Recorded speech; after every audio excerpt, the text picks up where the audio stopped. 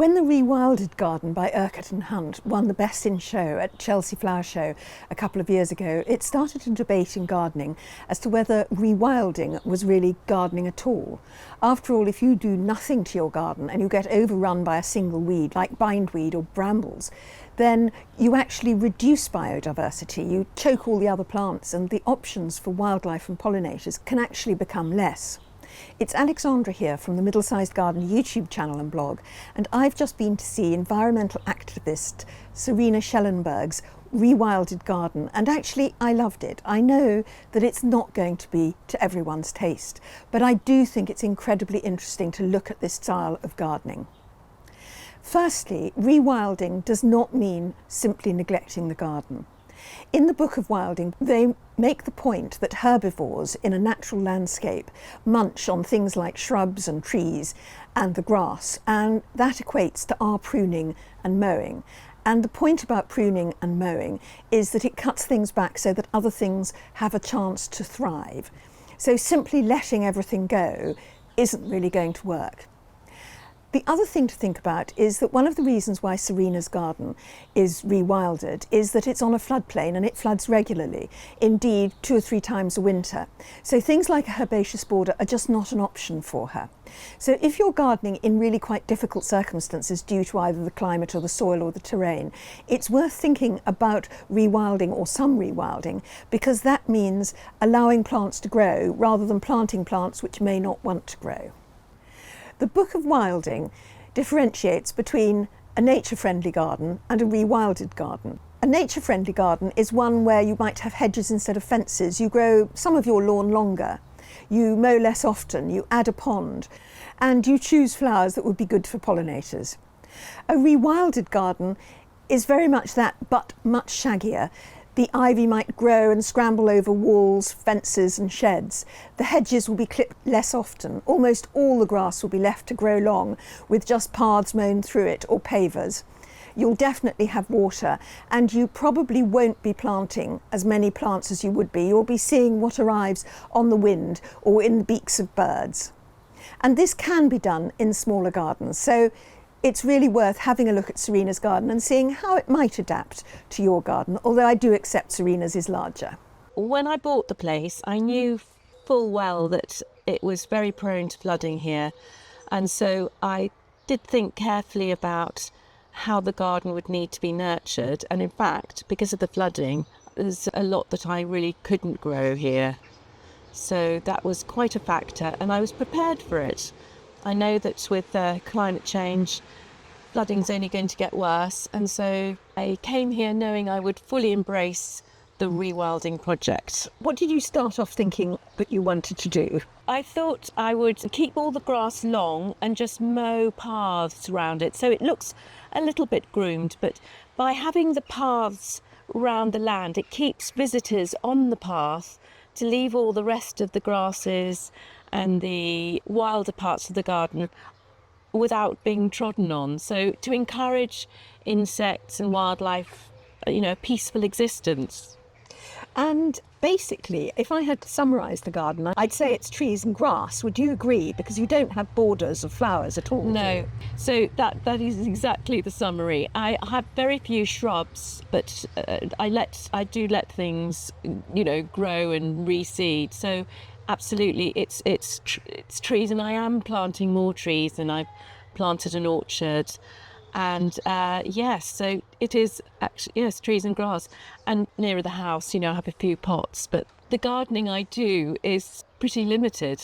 So it's actually, although it's really quite a large garden, it's not really too difficult to look after, is it? No, so what I have here is 2.5 acres, and I'm very new to gardening. I haven't really been trained or taught much, so this is an ideal sort of garden for someone who really doesn't know very much about gardening, because what happens is I learn from people. They come around and say, oh, how about doing this, Serena? How about, growing this particular tree, because that'll do well in wet conditions.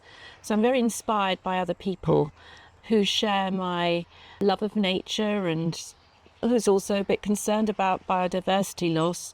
And so I'm hopefully doing my little bit to encourage insects and wildlife and birds to have plenty to eat. So that was one of the things that I intended. And you said also, I think, that you found Isabella tree and the Rewilding project at Knepp very inspirational. Have you been there? Yes. I recently went to Knepp. Isabella tree's been on my radar for quite a long time, and I was amazed and enthralled by Knepp, which of course isn't too far from me here in East Sussex. It's only about an hour away, and she's done incredibly when you think she started that many years ago, 20 years ago perhaps. What a pioneer. And so many people are following suit. And me in my very, very small way here have been hugely inspired by Isabella tree. And what do you think has worked best? What has made you feel the most happy about your garden? What I find really inspiring is how year on year, where I leave things to just grow naturally, I see different types of grasses. It's always full of surprises. And what I've enjoyed so much about being here is the variety of grasses and wildflowers that I find. You know, the more I leave, the more I see. And I've learned that it's really good to leave decay, you know, because that's great for insects. So I never feel I need to tidy up. You know, I've allowed a wildlife corridor along the back fence, and that allows all sorts of creatures, voles and maybe slow worms to have a safe place at night away from the tawny owl's gaze. But of course, my love of birds, I'd also like the tawny owl to be eating something, I must say. I know, it's quite a difficult one, that one, isn't it? Yeah. Yes. And presumably you don't do any weeding. I've grown to love weeds and embrace weeds. So no, I don't do any weeding. I perhaps cut back a few brambles, but no, I've weeds can again, a great source of food. And I think sometimes we've been shown that weeds are bad, but actually weeds can be very beautiful. And so there's absolutely no chemicals here. And if I need to pull something out, I'll do it with my gloves and the secateurs. So you don't weed and you don't have borders, so it is really quite easy. And then you only mow paths. But I won't mow the grasses maybe until October, November. So I see all the change in colour with the summer, and it's so beautiful. Quite often with meadows, people do an autumn cut all over. Do you do that, or do you just leave it? Yes, I mean, we do an autumn cut.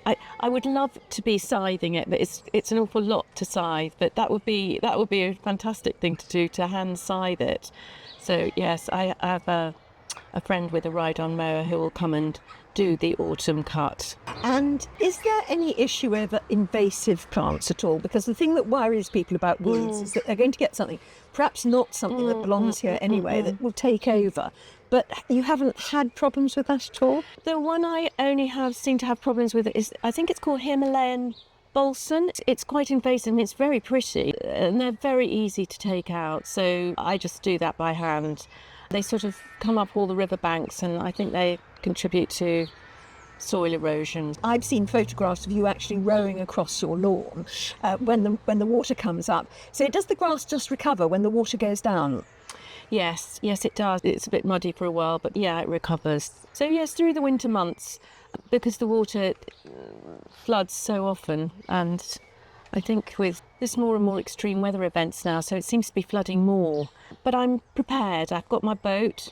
I can go for some recreational rowing around the garden and get stuck in trees.